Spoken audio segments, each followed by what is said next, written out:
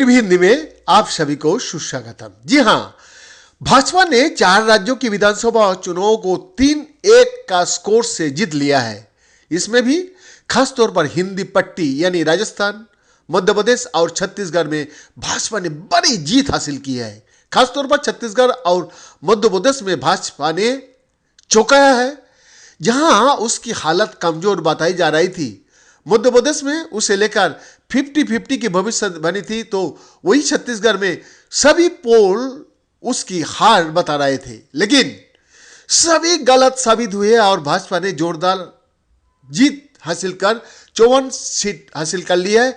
यह 2018 में भाजपा को करारी हार झेलनी पड़ी थी। राजस्थान से लेकर तेलंगाना तक पीएम नरेंद्र मोदी ने प्रचार की कमान संभाली थी। मध्य प्रदेश, राजस्थान और छत्तीसगढ़ में भाजपा ने बिना सीएम कैंडिडेट का ही चुनाव लड़ा था। इस तरह पूरा चुनाव पीएम मोदी का नाम पर ही लड़ा गया है और अब नतीजा बता रहा है कि मोदी की गारंटी पर लोगों को भरोसा है और उनका जलवा भी कायम है।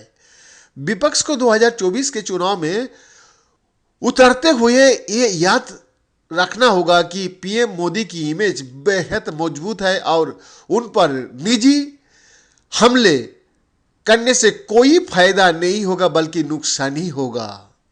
भाजपा ने मध्य प्रदेश, राजस्थान और छत्तीसगढ़ में बड़े पैमाने पर केंद्रीय नेताओं को भेजा था।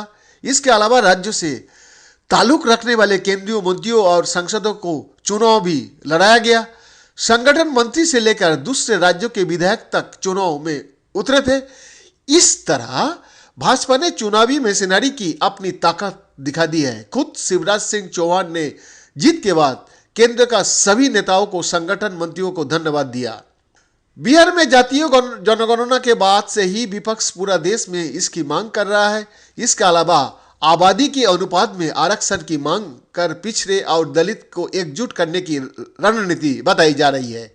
हालांकि पीएम नरेंद्र मोदी ने लगातार चुनाव प्रचार में कहा कि सबसे बड़ी जाति देश में गरीबों का है। इसके अलावा उन्होंने महिलाओं और युवाओं समेत 4 जाति का जिक्र किया था।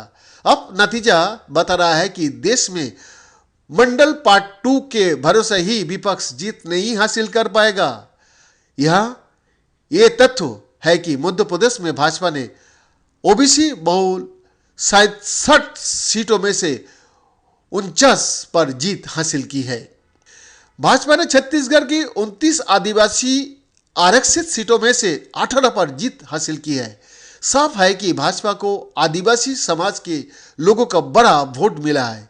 ये उसके लिए अन्य राज्यों में भी अच्छा संकेत है। इसके अलावा 2024 के लिए भी भाजपा को उम्मीद मानना है। तेलंगाना का नतीजा बता रहा है कि मुस्लिम वर्ग ने कांग्रेस को समर्थन दिया है।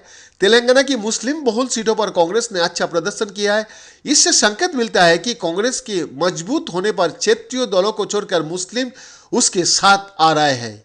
बीआरएस ने इस बार मुस्लिम बहुल 39 में से 12 सीटों पर ही जीत दर्ज की है। वही ओबीसी की पार्टी को भी 3 पर ही जीत मिली है। अब इस समीकरण पर इस समीकरण पर जो अखिलेश यादव, ममता और तेजस्वी जैसे नेताओं का भी नजर होगी। कांग्रेस ने तेलंगाना में जीत हासिल की है, जहां भाजपा से उसका सीधा मुकाबला नहीं था। वही हिंदी बेल्ट का 3 राज्यों में वो भाजपा से बुरी तरह हारी। इससे स्पष्ट होता है कि कांग्रेस अब भी भाजपा के मुकाबला में कमजोर है। इलेक्शन मशीनरी के तौर पर भी कांग्रेस कमजोर नजर आए।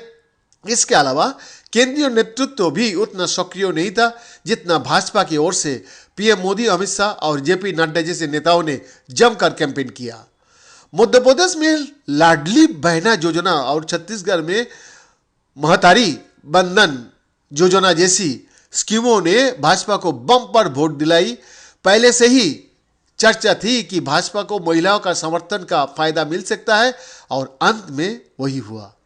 एमपी में तो इस बार महिलाओं ने मतदान भी बहुत ताबड़तोड़ किया। भाजपा ने धीरे धीरे योजनाओं के जरिए एक लाभार्थी वर्ग तैयार किया है, जिसके जरिए वो तमाम समीकरणों को काट करती रहती है। बीएन का रिपोर्ट, एफटीवी हिंदी, दिल्ली, भारत।